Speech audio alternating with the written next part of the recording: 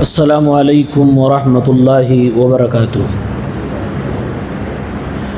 الحمد للہ رب العالمین والعاقبۃ للمتقین والصلاة والسلام علی رسولہ محمد وعلی آلہ وصحبہ اجمعین۔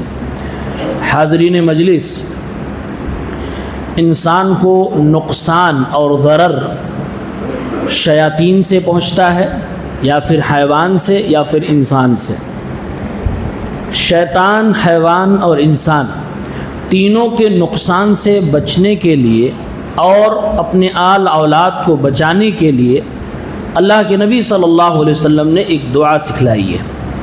چنانچہ صحیح بخاری کی حدیث ہے، آپ صلی اللہ علیہ وسلم حسن اور حسین اپنے دونوں نواسوں کو دعا کرتے ہوئے فرما رہے ہیں، اعیذکما بکلمات اللہ التامہ من کل شیطان وہامہ ومن کل عین لامہ۔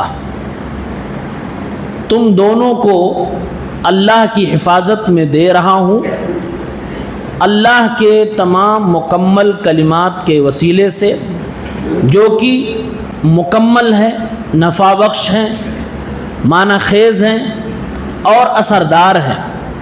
من کل شیطان، ہر شیطان سے، وسوسہ ڈالنے والا شیطان، شرارت کرنے والا شیطان، چھوٹے بڑے ہر شیطان سے بچانے کے لیے اللہ کی حفاظت میں دے رہا ہوں۔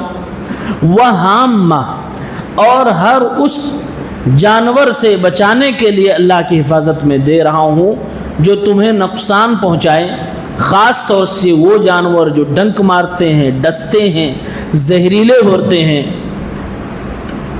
ومن کل اعیذکما بکلمات اللہ التامہ من کل شیطان وہامہ ومن کل عین لامہ، اور ہر اس آنکھ کے نقصان سے بچانے کے لیے میں اللہ کی حفاظت میں دے رہا ہوں جو انسان کی آنکھوں سے انسانوں کو نقصان ہو جاتا ہے، جو نظر بد لگانے والی آنکھیں ہوتی ہیں۔ کچھ نگاہیں ایسی ہوتی ہیں جو انسان کو نظر بد لگا دیتی ہیں، اور اللہ کے نبی صلی اللہ علیہ وسلم نے فرمایا ہے، اگر کوئی چیز مقدر پہ بھی آگے بڑھتی تو نظر بد آگے بڑھ جاتی، لیکن چونکہ مقدر کے ماتحت سب کچھ ہے، تقدیر کے ماتحت سب کچھ ہے، اس لیے یہ بھی اسی کا ایک حصہ ہے، لیکن نظر بد لگتی ہے۔ تو اس دعا کے اندر 3 نقصانات سے بچانے کے لیے اللہ کے نبی نے دعا فرمائی، شیطان، انسان اور حیوان۔ اور آپ نے فرمایا، ان اباکما کان یعوذ بہا اسماعیل و اسحاق، اے میرے بچوں حسن اور حسین، تمہارے باپ اسماعیل اور اسحاق علیہم السلام کو بھی اسی طریقے سے دعا کرتے تھے۔ یعنی کون؟ ابراہیم علیہ السلام۔ ابراہیم علیہ السلام کے دونوں بیٹے اسماعیل اور اسحاق، دونوں کو حضرت ابراہیم ایسے دعا کرتے تھے، اور وہی دعا اللہ کے نبی صلی اللہ علیہ وسلم اپنے نواسے حضرت حسن و حسین کو دے رہے ہیں۔ اس کا یہ مطلب ہوا کہ یہ دعا کا تسلسل اور اس کی سند حضرت ابراہیم تک ملتی ہے۔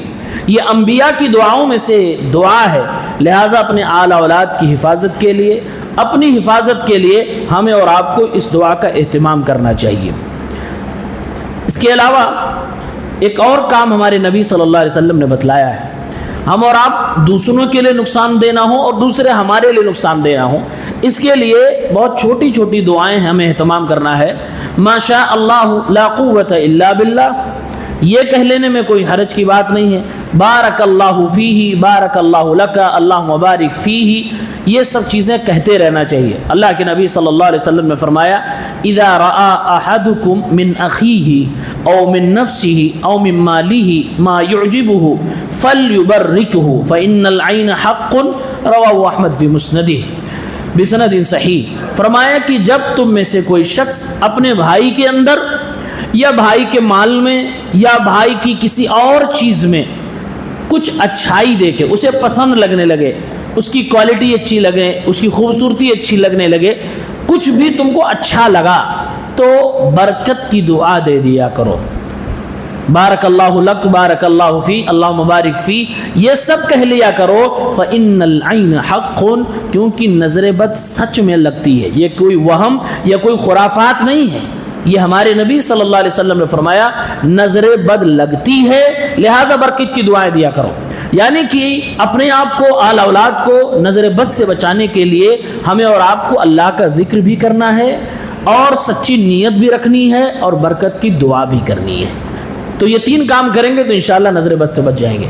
نظر بد دوسروں کو بھی لگتی ہے، اپنی نظر بد خود کو بھی لگ سکتی ہے، اپنے خود کے بچے کو بھی لگ سکتی ہے، بلکہ علماء نے یہاں تک بات کہی ہے کہ فوٹو سے بھی نظر بد لگ جاتی ہے۔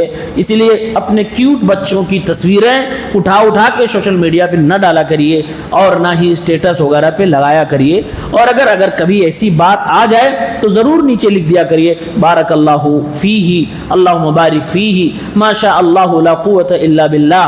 ان دعاؤں کے اہتمام کے ساتھ اپنے بچوں کی تعریف، اپنی خوبصورتی اور اپنے حسن و جمال، اپنا مال، دکان، یہ سب چیزوں کی حفاظت کے لیے ان دعاؤں کا اہتمام کرنا چاہیے تاکہ نظر بد نہ لگے۔ نظر بد لگے گی اس میں زوال آئے گا، بیماریاں آئیں گی، نقصان ہوگا، شیاطین اس میں حاوی ہو جائیں گے اور بہت ساری بیماریوں سے آپ بچا لیے جائیں گے ان دعاؤں کے اہتمام سے۔